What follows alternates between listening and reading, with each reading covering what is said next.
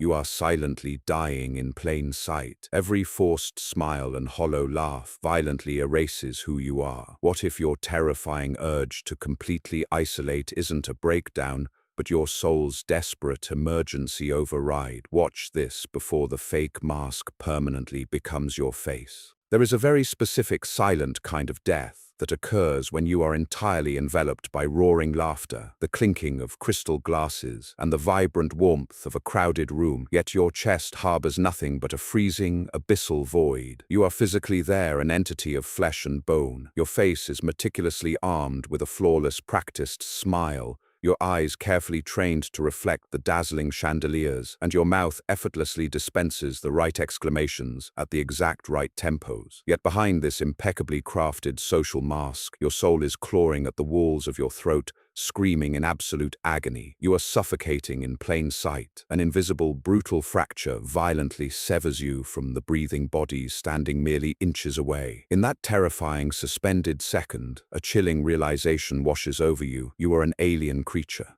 tragically wandering onto a brightly lit stage where every single person has perfectly memorized the script except you. This is the ultimate paradox of human existence, a haunting secret we all desperately try to bury. Before we peel back the layers of this beautiful but painful tragedy, Myth Erendor warmly welcomes you. If this unspoken darkness resonates with the quiet corners of your mind, please subscribe to support the channel, giving us the motivation to continue crafting these deep, soul-searching videos for you in the future. This agonizing sense of displacement does not stem from some pathetic lack of social grace. No, it is born from a profound spirit-crushing exhaustion. It is the agonizing fatigue of violently bending, twisting, and mutilating your true self just to squeeze into a rigid mold that was never designed for you. You are utterly drained by the trivial, empty chatter that fills the air like static noise. You are sickened by the immense effort it takes to feign interest in shallow, fleeting illusions, and exhausted by the constant paranoid radar you must keep active just to gauge and mirror the attitudes of strangers. Every agreeable nod, every polite hollow laugh is an act of self-betrayal. It feels as though you are slicing off tiny living pieces of your own authenticity just to feed an insatiable, indifferent crowd. And then comes the aftermath. When the front door finally clicks shut, when the heavy cloak of darkness embraces your room and you tear off that heavy, grotesque mask,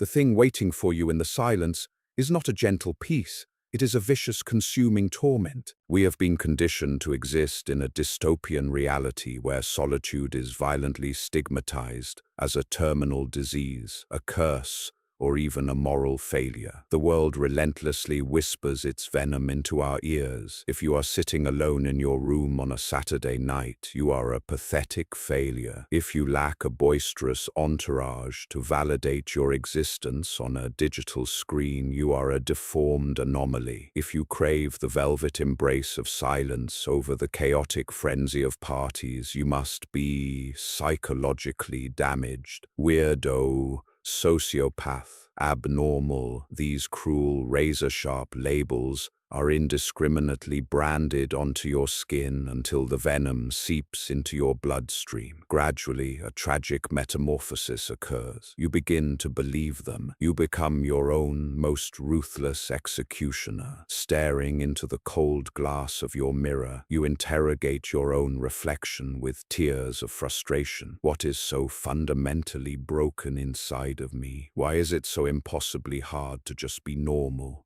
To just blend in like the rest of them? The guilt ferments, violently corroding whatever is left of your self-esteem. In a desperate bid to fix this imaginary defect, you hurl yourself back into the meat grinder of endless social gatherings, desperately seeking a cure, only to walk away with an emptiness that has terrifyingly multiplied. This multiplied emptiness is not merely a passive void. It is the haunting, silent graveyard of the person you once were, buried under thousands of tiny daily compromises. When you exist in a perpetual state of performance, carefully curating your personality to be palatable to the masses, you do not just deceive the crowd, you begin to deceive yourself. The most profound casualty of this endless masquerade is your own identity. You spend so much energy memorizing the lines, adjusting the pitch of your voice, and calculating the exact degree of enthusiasm required to be deemed acceptable by strangers that you eventually forget what your natural voice even sounds like. You become an amalgamation of everyone else's expectations, a diluted, watered-down ghost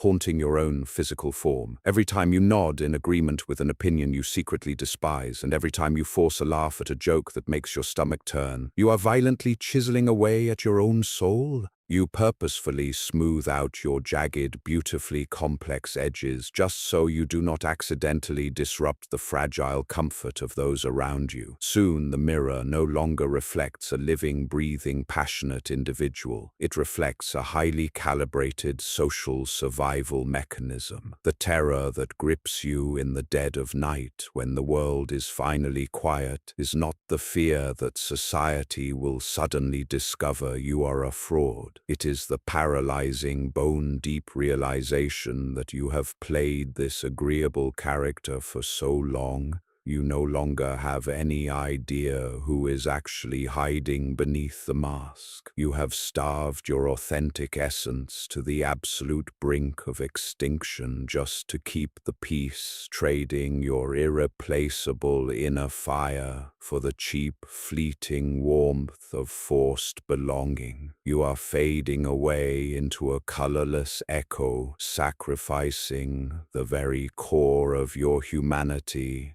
for a seat at a table where you do not even want to eat.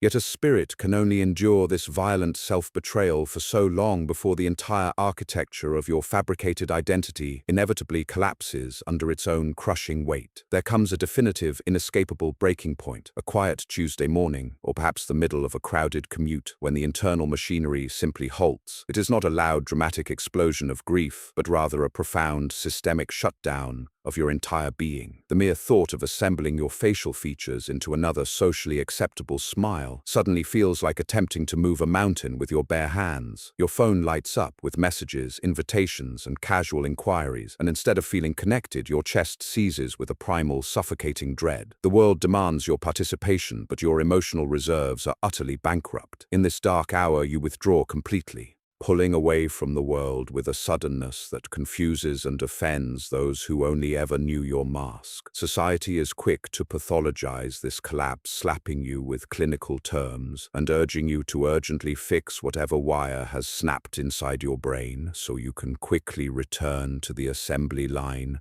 of normalcy. But this devastating crash is not a malfunction. It is an emergency override initiated by your own dying soul. It is your mind violently pulling the emergency brake on a speeding train headed toward total psychological annihilation. The severe isolation that follows this collapse feels like a punishment, a dark purgatory where you are forced to sit alone with the excruciating withdrawal symptoms of unlearning how to please others. The silence of your bedroom becomes deafening, echoing with the ghosts of the friendships and connections you have suddenly severed. It is a terrifying descent into the absolute unknown, a period of mourning for the fake life you could no longer sustain, leaving you to wander blindly through the wreckage of a burned-down life. It is precisely within the smoking rubble of this total collapse, stripped of every exhausting expectation, that a terrifying but remarkably beautiful alchemy finally begins to take place. As the days bleed into weeks, the oppressive, ringing silence of your chosen exile slowly begins to change its frequency. The isolation that once felt like a cold, concrete prison cell gradually transforms into a sacred, impenetrable sanctuary. For the first time in your entire life, the relentless, chaotic static of the world's opinions, judgments, and demands is completely shut out, leaving only the sound of your own steady breathing. In this profound stillness, you are finally forced to confront the stranger you have become, sitting across from your own raw, unfiltered consciousness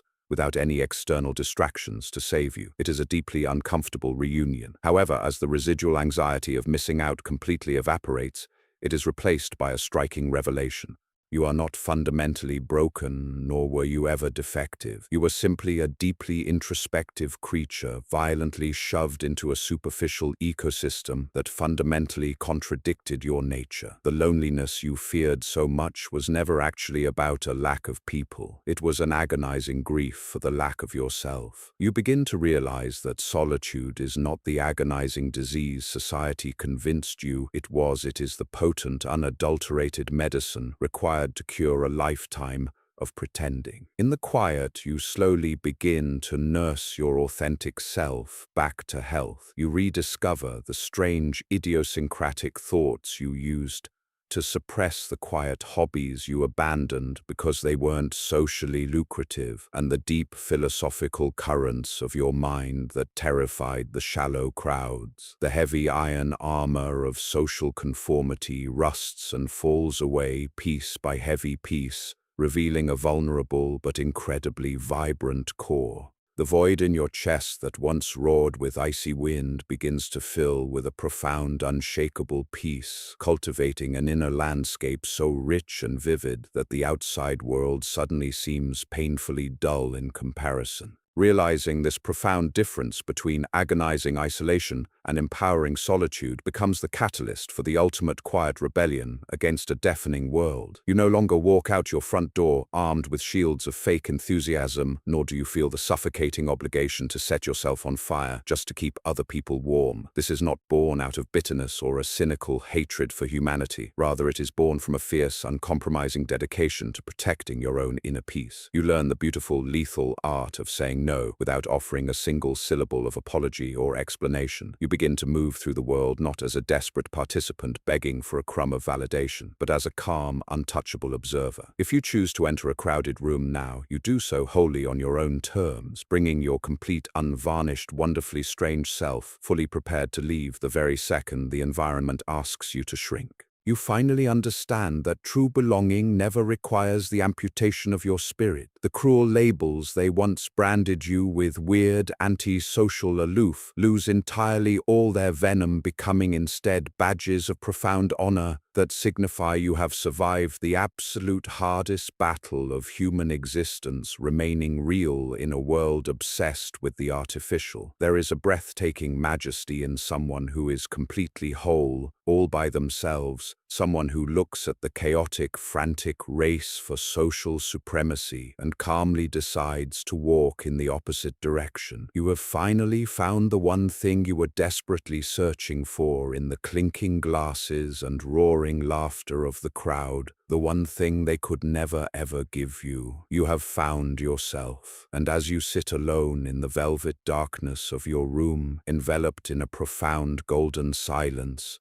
your chest no longer harbors a freezing void. It holds an entire, untouchable universe. Conclusion. The journey from self-abandonment to self-discovery is a profound metamorphosis born out of absolute necessity. For too long, we sacrifice our authentic identity on the altar of societal acceptance, molding ourselves into palatable characters to secure a fleeting, artificial sense of belonging. This relentless, exhausting performance inevitably triggers a systemic collapse, not as a psychological failure, but as a vital emergency override demanding that we stop betraying our own souls. It is precisely within the quiet devastation of this breakdown that true alchemy occurs. Solitude, once feared as a bitter punishment, reveals itself as the ultimate cure for the suffocating disease of conformity. Stripped of the world's chaotic noise and relentless expectations, we are forced to face our raw, unfiltered selves. By nursing our buried passions, idiosyncratic thoughts, and inner truths back to life, we shed the heavy, rusting armor of people-pleasing. Ultimately, this leads to a quiet but immensely powerful rebellion. We no longer engage with the world seeking cheap validation. Instead, we navigate life as whole, self-contained individuals who refuse to shrink for the comfort of others. We learn the vital art of establishing boundaries without apology, realizing that genuine belonging never requires self-amputation. In the end, the ultimate victory of human existence is not found in mastering the art of being loved by the crowd, but in mastering the courage to be wholly and unapologetically yourself, transforming an inner void into an unshakable, self-sustaining universe. Profound lesson. True belonging can never be bought with the currency of your authenticity. When you shrink yourself, dilute your personality, and suppress your true nature to fit into spaces where you do not belong, you do not gain connection. You only guarantee your own psychological collapse. Solitude is not an enemy to be feared or a disease to be cured. It is a sacred, necessary sanctuary where you unlearn the heavy conditioning of society and finally meet the person you were always meant to be. Practical application. Audit your daily life to identify the spaces where you are actively performing. Notice the moments you force a laugh, agree with an opinion you despise, or say yes when your mind is screaming no. Begin implementing the quiet rebellion of boundaries. Start small by practicing the unapologetic no without offering a lengthy justification. Carve out intentional, disconnected solitude every day. Leave your phone in another room, sit in silence, and simply listen to your own unfiltered thoughts. Reclaim one weird, quirky, or quiet hobby you abandoned because it wasn't socially profitable. Enter social environments strictly on your own terms, and give yourself absolute permission to leave the very second the room asks you to be someone you are not. Share your thoughts. What is one situation in your daily life right now where you feel you have to wear a mask to fit in? Please take a moment to politely share your perspective in the comments section below, so we can all learn from and support each other's journeys. If this message resonated with you, please subscribe to the channel to support our work and give us the motivation to continue creating deep, meaningful content for you.